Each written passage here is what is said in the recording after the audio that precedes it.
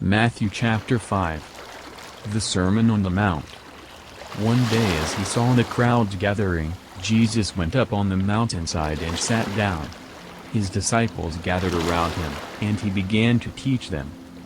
The Beatitudes. God blesses those who are poor and realize their need for him, for the kingdom of heaven is theirs. God blesses those who mourn, for they will be comforted. God blesses those who are humble, for they will inherit the whole earth. God blesses those who hunger and thirst for justice, for they will be satisfied. God blesses those who are merciful, for they will be shown mercy. God blesses those whose hearts are pure, for they will see God. God blesses those who work for peace, for they will be called the children of God. God blesses those who are persecuted for doing right, for the kingdom of heaven is theirs. God blesses you when people mock you and persecute you and lie about you and say all sorts of evil things against you because you are my followers. Be happy about it. Be very glad, for a great reward awaits you in heaven. And remember, the ancient prophets were persecuted in the same way. Teaching about salt and light. You are the salt of the earth. But what good is salt if it has lost its flavor? Can you make it salty again? It will be thrown out and trampled underfoot as worthless.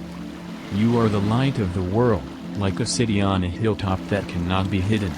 No one lights a lamp and then puts it under a basket. Instead, a lamp is placed on a stand, where it gives light to everyone in the house.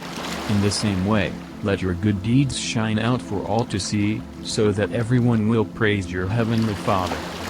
Teaching about the law. Don't misunderstand why I have come. I did not come to abolish the law of Moses or the writings of the prophets. No, I came to accomplish their purpose. I tell you the truth, until heaven and earth disappear, not even the smallest detail of God's law will disappear until its purpose is achieved. So if you ignore the least commandment and teach others to do the same, you will be called the least in the kingdom of heaven. But anyone who obeys God's laws and teaches them will be called great in the kingdom of heaven. But I warn you, unless your righteousness is better than the righteousness of the teachers of religious law and the Pharisees, you will never enter the kingdom of heaven. Teaching about anger. You have heard that our ancestors were told, "You must not murder. If you commit murder, you are subject to judgment." But I say, if you are even angry with someone, you are subject to judgment. If you call someone an idiot, you are in danger of being brought before the court. And if you curse someone, you are in danger of the fires of hell. So if you are presenting a sacrifice at the altar in the temple and you suddenly remember that someone has something against you, leave your sacrifice there at the altar. Go and be reconciled to that person. Then come and offer your sacrifice to God. When you are on the way to court with your adversary, settle your differences quickly. Otherwise, your accuser may hand you over to the judge, who will hand you over to an officer, and you will be thrown into prison. And if that happens, you surely won't be free again until you have paid the last penny. Teaching about adultery. You have heard the commandment that says, "You must not commit adultery."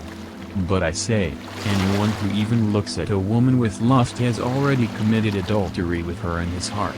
So if your eye, even your good eye, causes you to lust, gouge it out and throw it away. It is better for you to lose one part of your body than for your whole body to be thrown into hell. And if your hand, even your stronger hand, causes you to sin, cut it off and throw it away. It is better for you to lose one part of your body than for your whole body to be thrown into hell.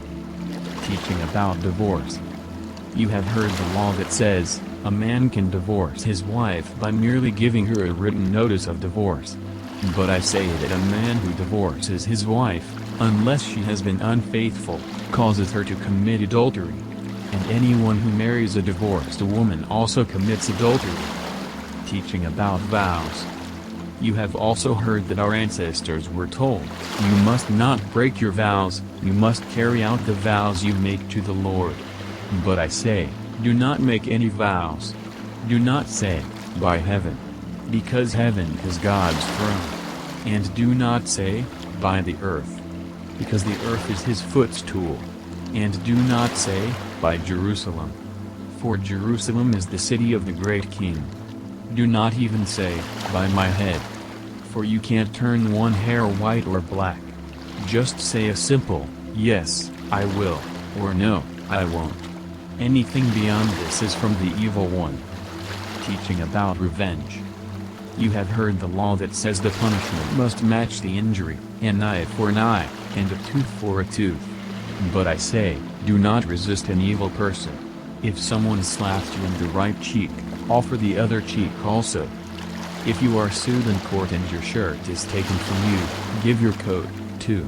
If a soldier demands that you carry his gear for a mile, carry it 2 miles. Give to those who ask, and don't turn away from those who want to borrow. Teaching about love for enemies. You have heard the law that says, love your neighbor and hate your enemy. But I say, love your enemies. Pray for those who persecute you. In that way, you will be acting as true children of your Father in heaven. For he gives his sunlight to both the evil and the good, and he sends rain on the just and the unjust alike. If you love only those who love you, what reward is there for that? Even corrupt tax collectors do that much. If you are kind only to your friends, how are you different from anyone else? Even pagans do that. But you are to be perfect, even as your Father in heaven is perfect.